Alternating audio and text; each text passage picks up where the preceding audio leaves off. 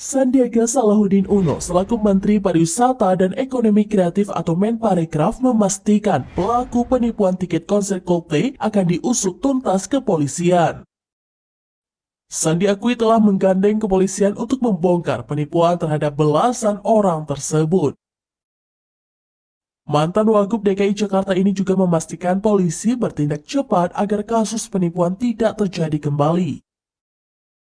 Sandiaga kembali mengingatkan masyarakat untuk tidak memaksakan diri untuk bisa menonton langsung band kenamaan asal Inggris itu, apalagi sampai meminjam uang. Sebelumnya, sebanyak 14 orang membuat laporan ke Bareskrim Polri terkait kasus penipuan penjualan tiket konser Coldplay pada Jumat 19 Mei 2023.